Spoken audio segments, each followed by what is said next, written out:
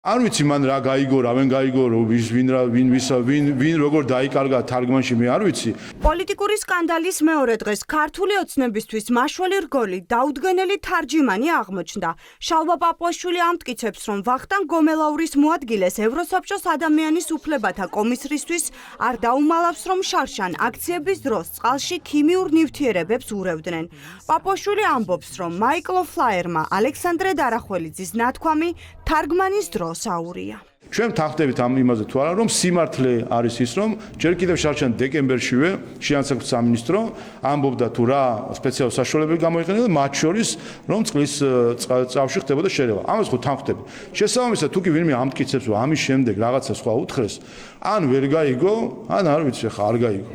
სინამდვილეში კი ქართულმა ოცნებამ თავადაც კარგად იცის, რომ მაიკლ ფლაერთან შეხვედრის დროს სანდრო დარახველიძე მას სიმართლე დაუმალა, რადგანაც ჯერ კიდევ ერთი წლის წინ ამ შეხვედრის შემდეგ ევროპის საბჭოს ადამიანის უფლებათა კომისრის მიერ გამოქვეყნებულ დოკუმენტში წერია, რომ მას შინაგან საქმეთა სამინისტროს წარმომადგენელმა დაუდასტურა, რომ წყლის ჭაულში რაიმე ქიმიური ნივთიერება არ შეურევიათ. ეს ჩანაწერი ქართულმა ოცნებამ წაიკითხა და საპასუხო წერილიც ისე გააგზავნა, რომ ამ ჩანაწერთან ქართულ ოცნებას არც რაიმე პრეტენზია ჰქონდა და არც რაიმე შენიშვნა გაუკეთებია.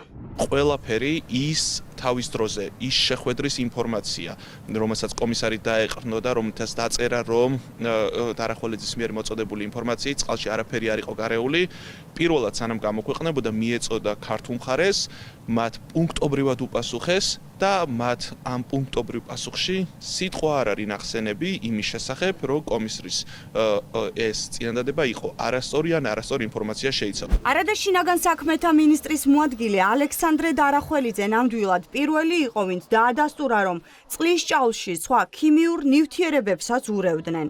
თუმცა როგორც ჩანს, იგივეს აღიარება პირისპირ შეხვედრის დროს მაღალი რანგის ევროპელ კოლეგასთან ვერ შეძლო. რატომ? იურისტები აცხადებენ, რომ ჭაულში ნებისმიერი ნივთიერების გარევა უკვე დარღვევაა და დარახველიძე ვერაფრით ვერ ახსნიდა ნოემბრის ყინვიან ღამეებში გაყინული წყლის ჭაულში რატომღა იყო აუცილებელი კიდევ დამატებითი ქიმიური ნივთიერება. ინფორმაციის დამალვის მიზეზიც ეს იყო. წყლის ჭაულში ნამდვილად იყო შერეული კონკრეტული ნივთიერება, როგორც ჩანს, იმის გათვალისწინებით, რომ ეს პრაქტიკა თავისთავად არის პრობლემური და არ ღვევს საერთაშორისო სტანდარტებს, როგორც ჩანს, ვიზიტის დროს ამის შესახებ არ იყო ინფორმაცია სრულყოფილად მიწოდებული. საქართველო ევროსაბჭოს წევრი ქვეყანაა და სტრასბურგის მოთხოვნების შესრულებად სავალდებულოა. ამიტომაც ქართული ოცნება ვერ გაექცევა მოთხოვნას დაისაჯოს ყველა, ვინც ერთი წლის წინ ქართულ ხალხს წამების დღეები და ღამეები მოუწყო. ეს დარბევები, დანაშაულები, არაადამიანური მოპყრობა, კაცობრიობის წინააღმდეგ მიმართული დანაშაულები, ანუ სოფლიო საზოგადოების ყურადღების ქვეშ და არავინ არ მისცემს საქართველოს დღევანდელ მთავრობას, მოძალადე მთავრობას ამ პრეცედენტის შექმნის საფუძველს, რომ ეს მიაფუჩეჭონ. საგამოძიებო უწყებას რეალური სამართლებრივი შედეგების დადგომის მიზანი არ გააჩნია და დემონსტრაციულად არ იძიებს საქმეს, დემონსტრაციულად არ ატარებს იმ საგამოძიებო მოქმედებებს. უკვე მეორე დღეა, რაც სკანდალში გახვეული სანდრო დარახველიძე დუმს. თუ სიმართლე მის მხარეს არის, საინტერესოა, რატომ არ ამტკიცებს ის ამ სიმართლეს და რატომ საუბრობდა დღეს მის ნაცვლად მისი პარტია.